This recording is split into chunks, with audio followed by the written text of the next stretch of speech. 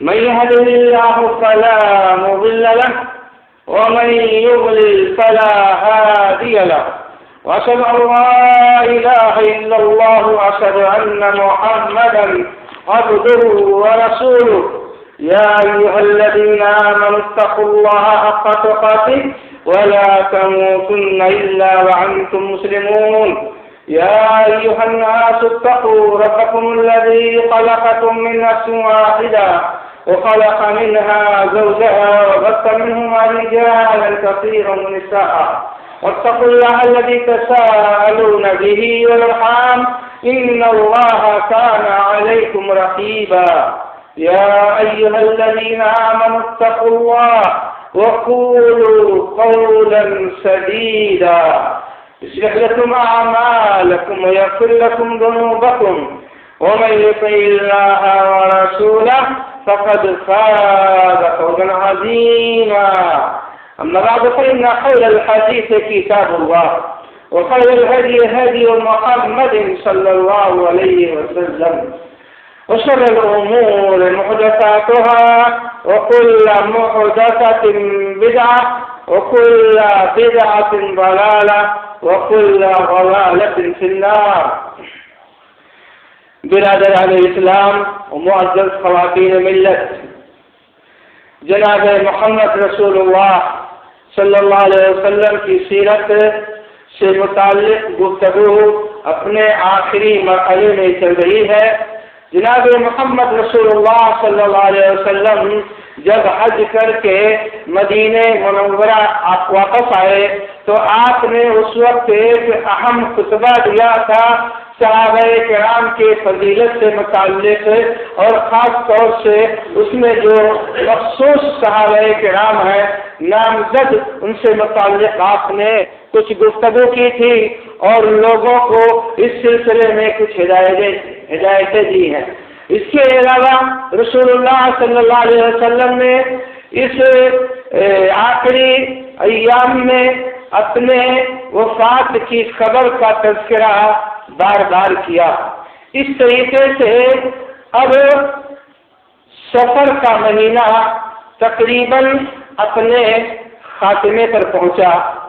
27 سفر کو اللہ کے رسول صلی اللہ علیہ وسلم نے اپنا آخری لشکر روانہ کرنے کا ارادہ کیا رومیوں کی جانب. چنانچہ سفر کے تاریخ میں جو سفر کا آخری ہفتہ تھا، رسول اللہ صلی اللہ علیہ وسلم نے حضرت اسامہ ابن زید رضی اللہ تعالی عنہ کو امیر بنا کر کے اور 3000 افراد کو اس لشکر میں جانے کا حکم دیا. چنانچہ اس لشکر کی تیاری ہونے لگی. آپ نے اپنے ہاتھ سے جھنڈا ان کو تھمایا اور کہا کہ تم وہاں جاؤ اس مقام پر جو تمہارے والد کی شہادت گاہ ہے. اس سے پہلے حضرت اسامہ کے والد زید بن حارثہ رضی اللہ تعالی عنہ جنگ موتا میں شہید ہو چکے تھے. اس زمانے میں جو تقریباً سن 7 اور سن 8 ہجری کا زمانہ تھا، اس زمانے کے واقعات میں آپ کو یہ باتیں بتائی گئی تھی کہ سرحد پہ رہنے والے، جزیرۃ العرب کے سرحد پہ رہنے والے ان طاقتوں کا جن پر رومیوں کا قبضہ تھا اور جو ان کے ماتحت رہتے تھے، ان لوگ برابر مسلمانوں کے خلاف یہاں کے یہودیوں کو بھڑکاتے رہتے تھے. مسلمان قافلے تجارت کے لیے جاتے تھے تو وہاں سرحد پر ان کو لوٹ لیا کرتے تھے، جس کی بنیاد پر ظلمت الجندل کا واقعہ پیش آیا.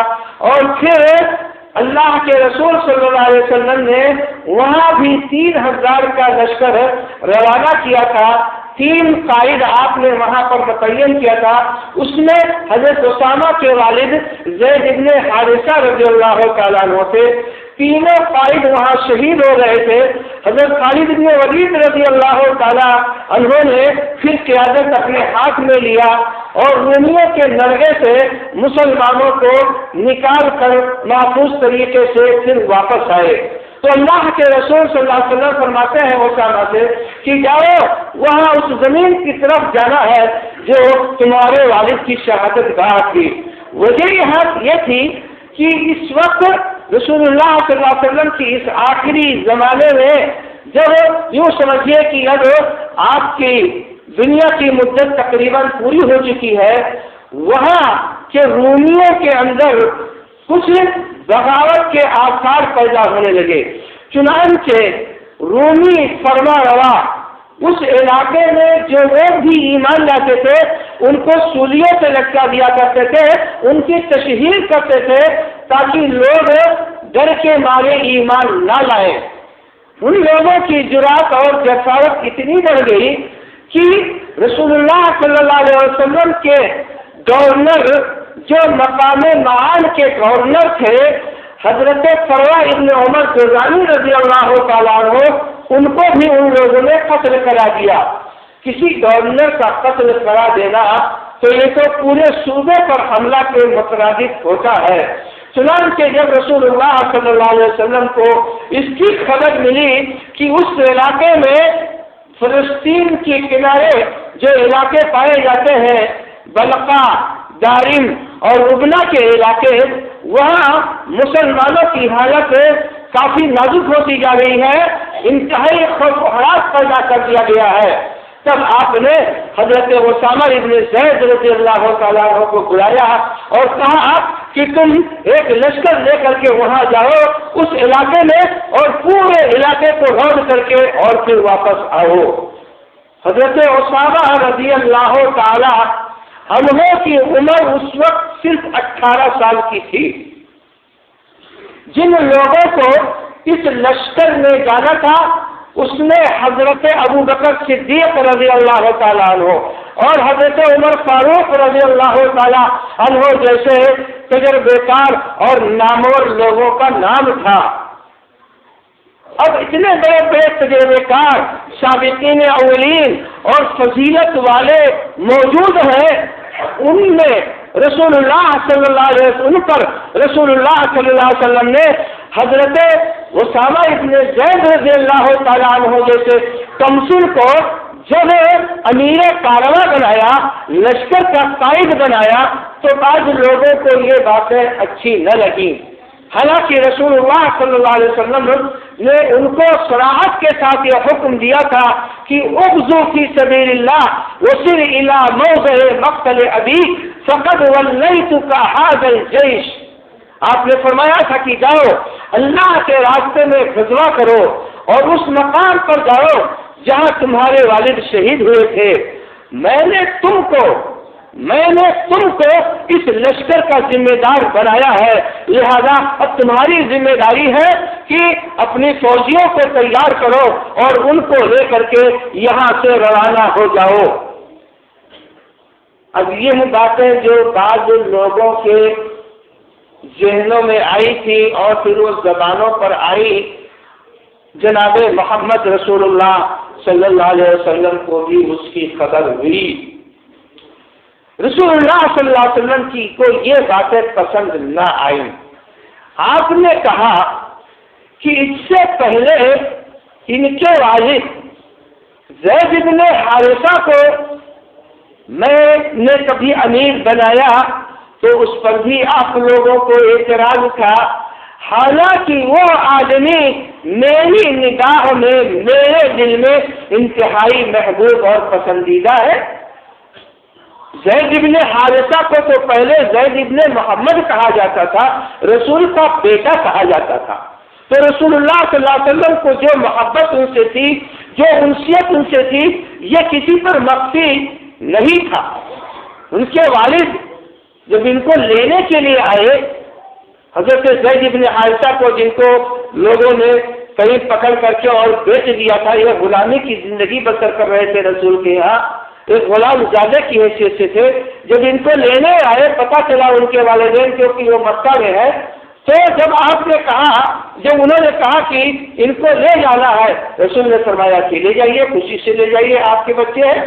لیکن جب ان سے کہا گیا تو کہا میں نہیں جاؤں گا، میں اپنے گھر نہیں جاؤں گا، اپنے باپ کے ساتھ نہیں جاؤں گا، اور میں غلامی کی زندگی کو رسول اللہ صلی اللہ علیہ وسلم کی معیت میں پسند کرتا ہوں، اس آزادی کی زندگی کو جو باپ کے ساتھ گزارنا۔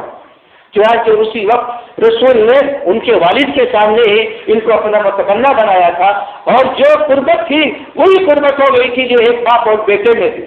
تو آپ نے فرمایا کہ میں اپنے محبوب ترین لوگوں کو جب بناتا ہوں تو تم لوگوں کو پتہ نہیں کیوں اعتراض ہوتا ہے، تم لوگوں کی سوچ پتہ نہیں کہاں جاتی ہے۔ کم سے کم تم کو یہ تو سوچنا چاہیے کہ یہ رسول اللہ صلی اللہ علیہ وسلم کے محبوب ہیں۔ اگر رسول اپنے محبوب میں سے کسی کو، پسندیدہ لوگوں میں سے کسی کا نام دیتے ہیں تو اس میں آپ لوگوں کو اعتراض نہیں کرنا چاہیے۔ تو یہاں بھی آپ لوگ وہی کام کر رہے ہو۔ ان کے والد بھی میرے نزدیک محبوب پسندیدہ تھے، وَإِنَّهُ كَانَ لَخَلِيفًا بِالْإِمَارَةِ، اور حقیقت وہ ہے کہ وہ عمارت اور سرداری کرنے کے وہ لائق ہے، زید بن حارثہ۔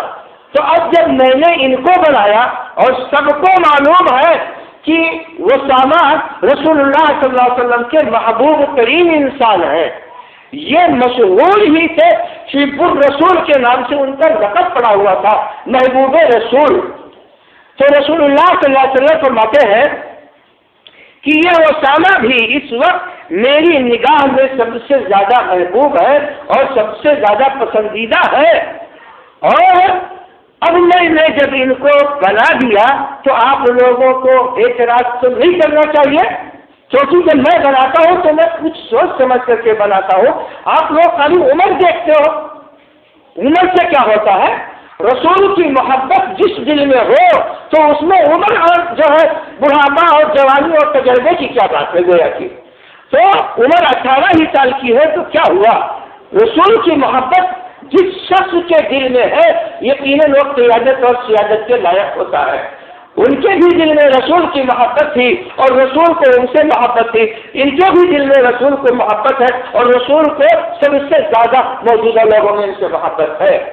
بہرحال اتنی باتیں سامنے آئی، یقیناً جو چیز رسول کو ناگوار گزری اور صحابہ کو پتہ چلے تو یقیناً ان کو اس سے اپنی ندامت کا اظہار ضرور ان لوگوں نے کیا ہوگا، کیونکہ جب بھی ایسا ہوتا تھا تو فوراً وہ لوگ، ان لوگوں کا احساس بیدار ہو جاتا تھا کہ ہم لوگوں کے دماغ میں ایسی بات جو آئی نہیں آنی چاہیے۔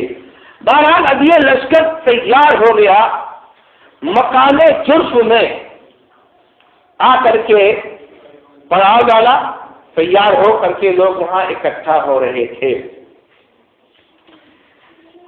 اب ابھی 2-4 روز بھی نہیں گزرا تھا کہ رسول اللہ صلی اللہ علیہ وسلم احد پہاڑ کے پاس گئے۔ وہاں آپ نے جو شہدائے احد تھے وہاں پر آپ نے ان لوگوں کے لیے دعائیں کی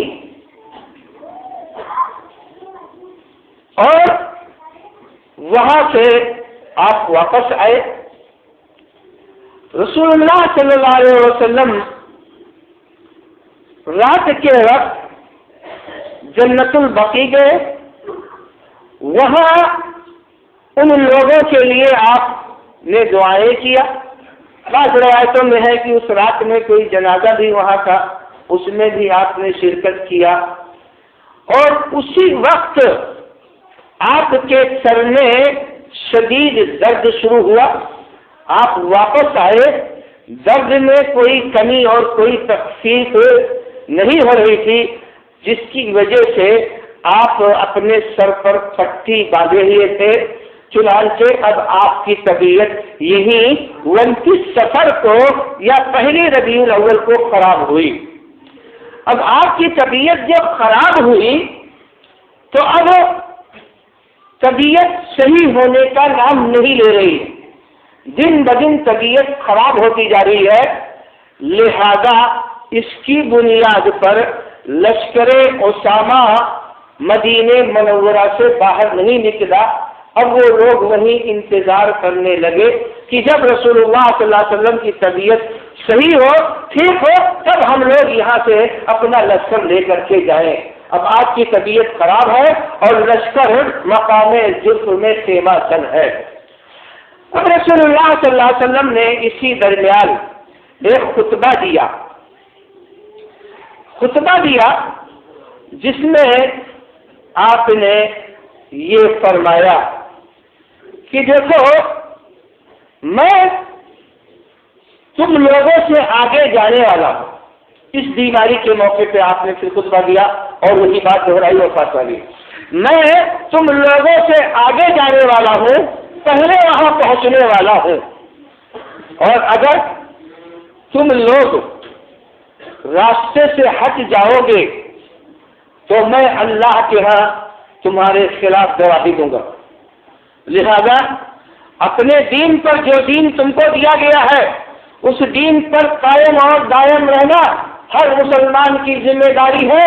اس دین سے کسی کو ہٹنا نہیں ہے، کیونکہ اگر اس دین سے ہٹو گے تو میں تمہارے مد مقابل تمہارے خلاف کھڑا ہوں گا اللہ رب العالمین کے دربار میں، اور تمہارے خلاف گواہی دوں گا کہ یہ لوگ ایسے ان لوگوں نے کیا جو باتیں ان کو کہنے کے لیے، کرنے کے لیے نہیں کہی گئی تھی۔ تو دین پر گویا کی مکمل طریقے سے عمل کرنے کی ہدایت جناب محمد رسول اللہ صلی اللہ علیہ وسلم صادر فرماتے ہیں۔ اس دین کی ہدایت جو ابھی چند دنوں پہلے جس کے تکمیل کی بشارت اللہ کے رسول صلی اللہ علیہ وسلم نے دیا ہے، اب اس دین کے علاوہ وہاں کوئی دوسرا دین نہیں تھا، کوئی دوسرا مذہب نہیں تھا، کوئی دوسرا مسلک نہیں تھا۔ ظاہر بات ہے کہ جب رسول اللہ صلی اللہ علیہ وسلم دین پر ہدایت کی باتیں کرتے تھے تو وہی باتیں ہوتی تھی اور وہی مسئلے مسائل ہوتے تھے جو کتاب اللہ اور سنت رسول میں ہوا کرتے تھے۔ اب اس کے بعد اگر ہم لوگ اس کو اپنے حساب سے بنائیں اور چلیں اور طرح طرح سے مناظرے کریں، مباحثے کریں، تحریریں لکھیں، ایک دوسرے کو غور بلائیں، ایک دوسرے کے خلاف باتیں کریں اور ایک دوسرے کو تانا دیں، ایک دوسرے کو برا بھلا کہیں، تب یہ دین نہیں ہے اور نہ یہ دین کا مقصد تھا۔ آپس میں نفرت پھیلانا مذہب کے نام سے، مسلک کے نام سے، میرے بھائیوں یہ ہدایت نہیں ہے۔ ہدایت یہاں پر ہے جس کے بارے میں رسول نے کہا تھا یہ دین جو ہے اس پر عمل کرنا، اس کے خلاف جاؤ گے تو میں اللہ رب العالمین کے سامنے تم لوگوں کے خلاف گواہی دوں گا۔ بیماری کی حالت میں آپ نے یہ ہدایت دی ہے مسلمانوں کو۔ جی ہاں، آپ کو معلوم ہے کہ یہ بیماری ایسی ہے جس میں جابر نہیں ہونے والا ہوں، کیونکہ بار بار آپ کو باتیں بتا رہے ہیں کہ اب میں جا رہا ہوں، اب میں وہاں تمہارا انتظار کروں گا حوض کوثر پر۔ جب وہاں آنا تو جناب محمد رسول اللہ صلی اللہ علیہ وسلم کے اس دین پر عمل کر کے آنا مسلمانوں، جو دین ابھی تم کو جو ہے مکمل کر کے دی گئی ہے اور جس کو اللہ رب العالمین نے اپنی نعمت قرار دیا تھا اور جس کی بنیاد پر سارے صحابہ کرام گویا کی ایک دل اور ایک قالب اور ایک دماغ بنے ہوئے تھے۔ جی ہاں، متفرق نہیں ہونا اور وہاں جا کر کے طرح طرح کے مسالک اور طرح طرح کے مذاہب نہیں بنانا۔ تو میرے بھائیوں، رسول اللہ صلی اللہ علیہ وسلم فرماتے ہیں کہ میں تمہارے خلاف گواہی دوں گا، اور میں تو یہی بیٹھے بیٹھے اس وقت اپنے حوض کوثر کا منظر دیکھ رہا ہوں۔ میں اپنے اس حوض کو دیکھ رہا ہوں جہاں پر میرے امت کے لوگ آئیں گے اور وہاں میرے ہاتھ سے ایسا جان نوش کریں گے کہ میدان محشر میں ان کی پیاس ایسی ختم ہو جائے گی کہ پوری کارروائی ہونے تک ان کو دوبارہ پیاس کی شدت نہیں محسوس ہوگی۔ جی ہاں میرے بھائیوں، میدان محشر کی گرمی اور وہاں کی پیاس کی شدت اتنی شدید ترین ہوگی جو انسانوں کے لیے ناقابل برداشت ہوگی۔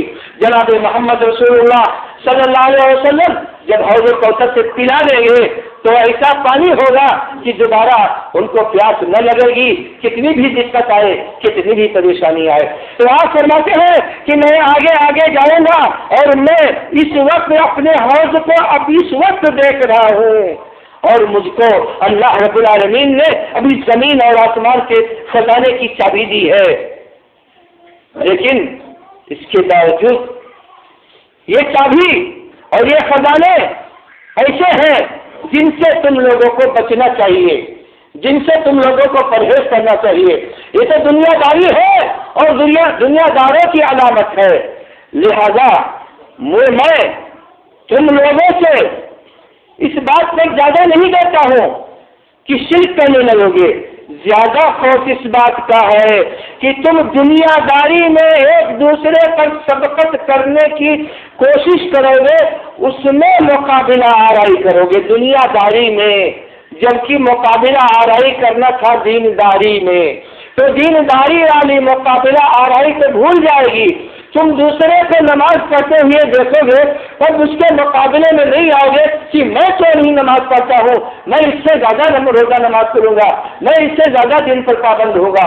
لیکن جب کسی کو مال دیکھتے ہو، کسی کی بلڈنگ دیکھتے ہو، کسی کی تجارت دیکھتے ہو، تو مقابلے میں آ جاتے ہو کہ میں بھی ایسی بلڈنگ بناؤں گا، اس سے اونچی بلڈنگ بناؤں گا۔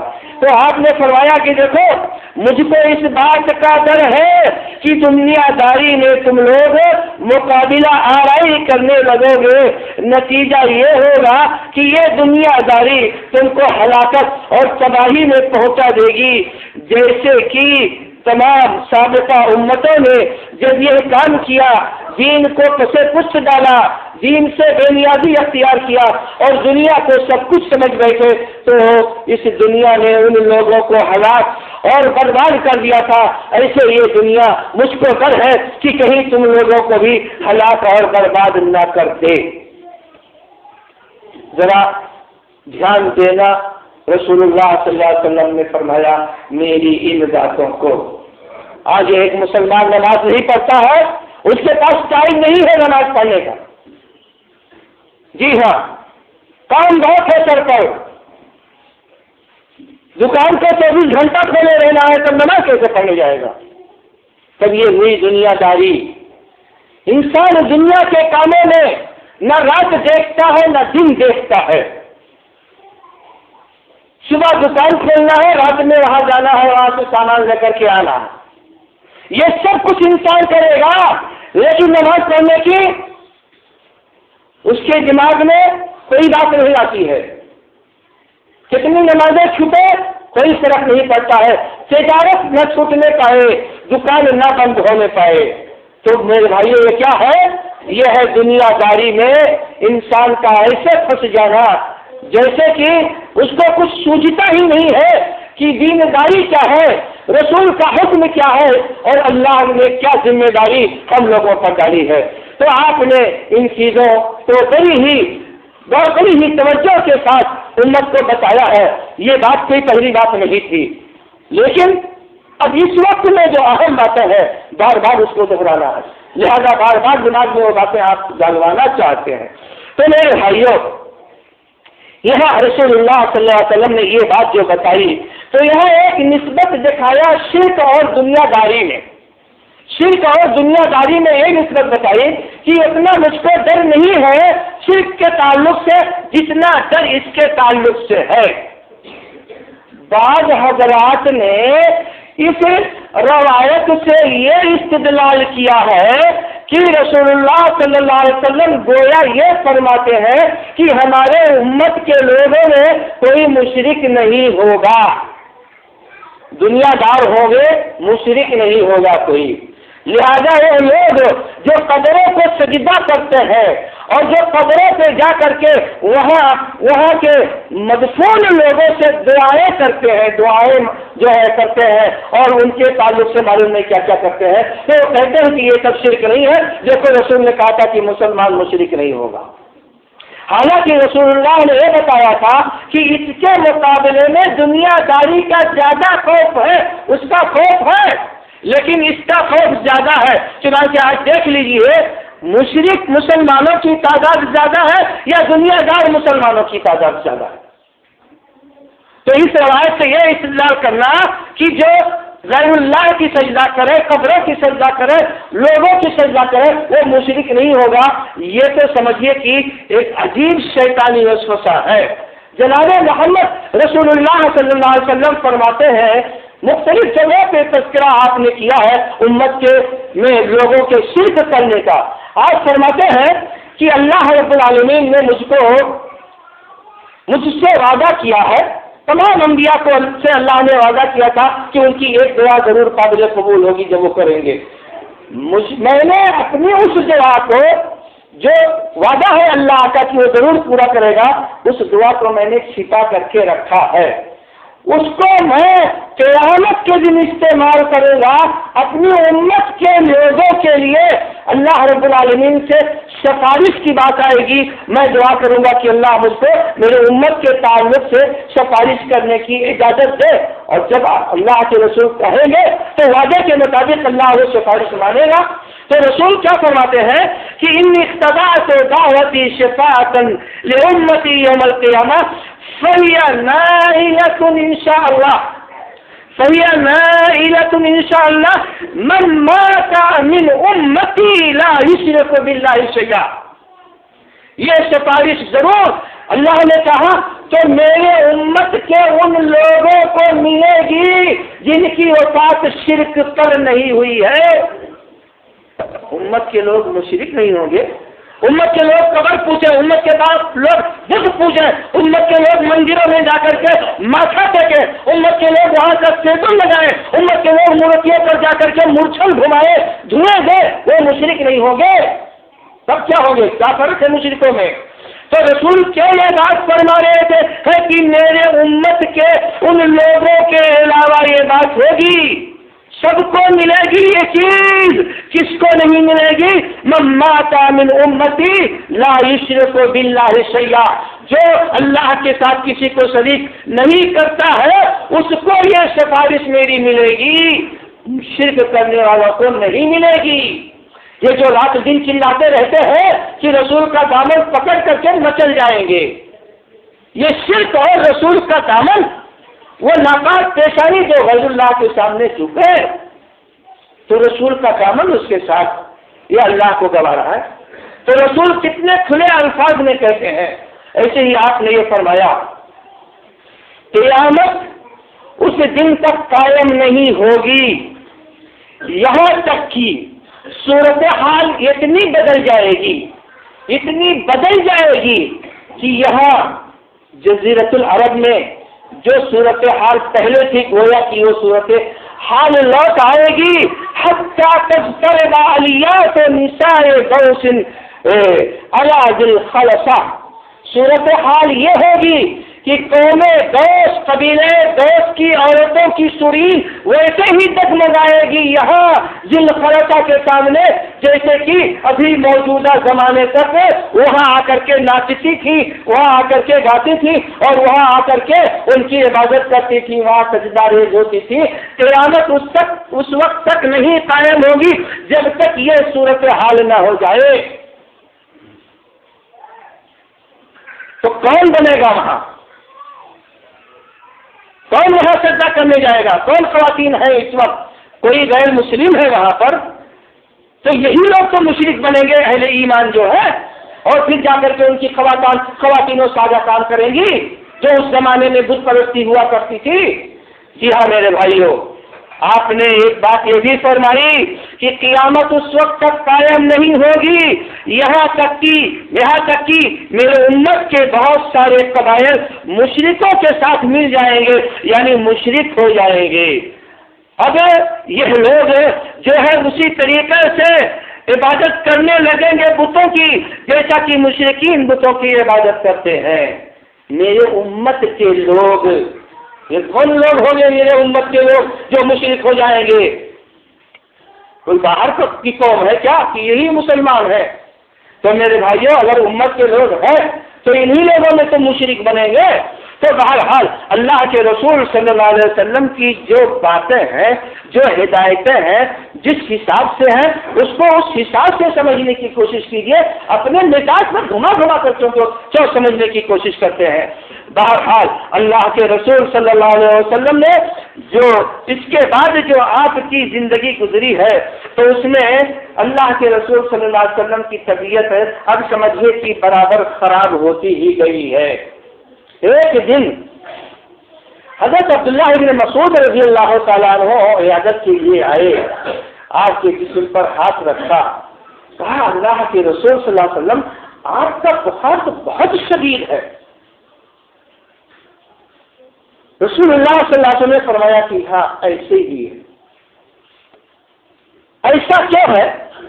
آپ نے فرمایا کہ مجھ کو جو بخار چڑھتا ہے تو یوں سمجھیے کہ جیسے تم میں سے دو آدمیوں کو جو چڑھتا ہے تو وہ دونوں ملا کر کے مجھ کو چڑھتا ہے۔ دو آدمیوں کا جو بخار ہوتا ہے، جو شدت ہوتی ہے، تو دونوں ملا کر کے گویا کہ مجھ کو چڑھتا ہے۔ فرمایا ایسا کیوں رسول اللہ صلی اللہ علیہ وسلم؟ ایسا اس لیے ہے کہ آپ کا اجر بھی دگنا اور چہرہ ہے۔ آپ نے فرمایا کہ ہاں یہی وجہ ہے۔ تو یہی وجہ ہے کہ میرا جو بخار ہوتا ہے بڑا شدید ہوتا ہے اور بڑا تکلیف دہ ہوتا ہے۔ تو رسول اللہ صلی اللہ علیہ وسلم کی بخار کی شدت کبھی کبھی اتنی زیادہ ہو جایا کرتی تھی کہ عجیب بے چینی اور الجھن کی کیفیت پیدا ہونے لگتی تھی۔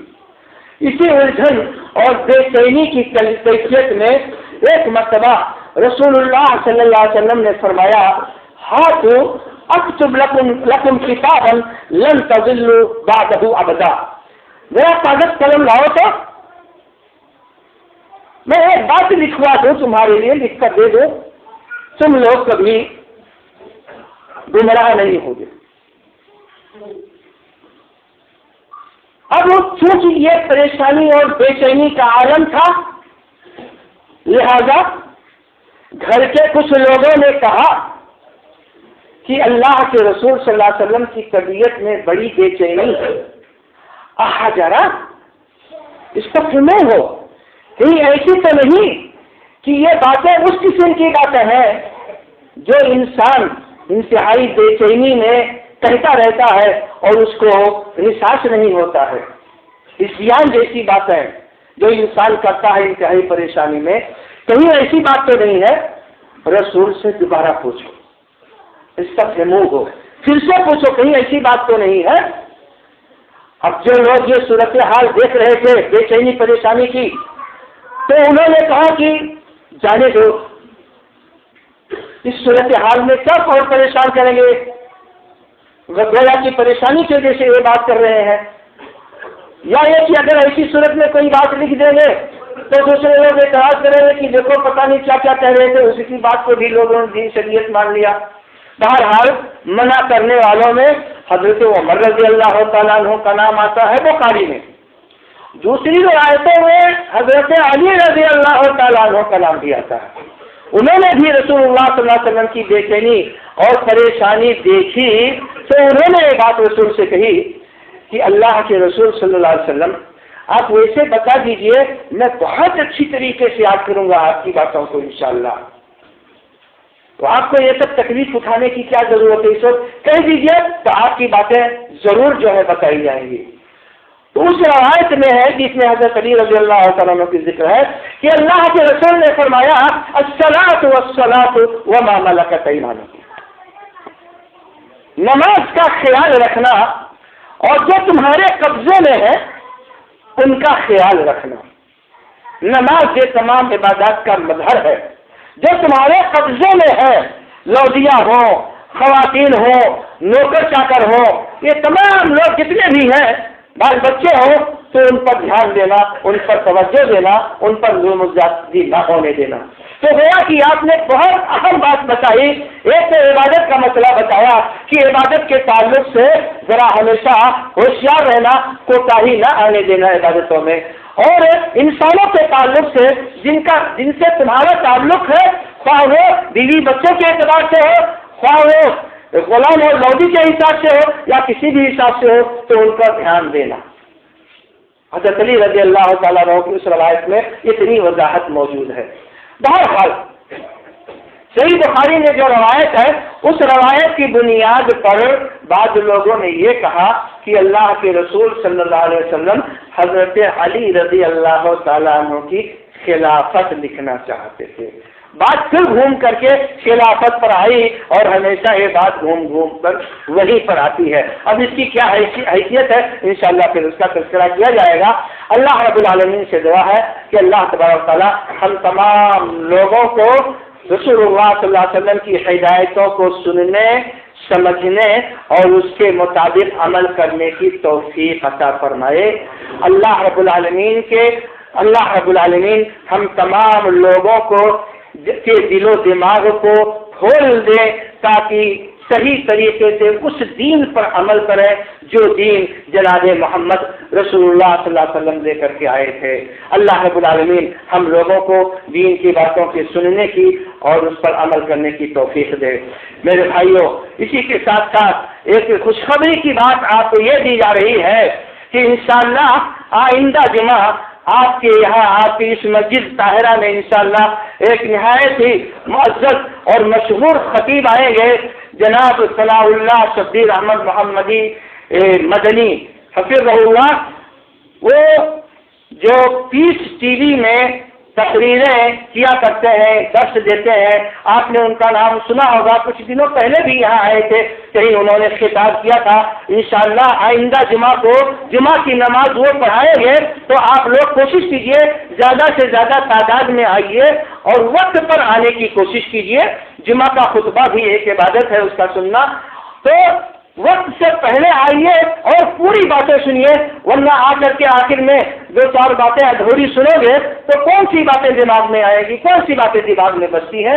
لہذا جمعہ کے لیے آئیے تو وقت پر آنے کی ہمیشہ کوشش کیجیے۔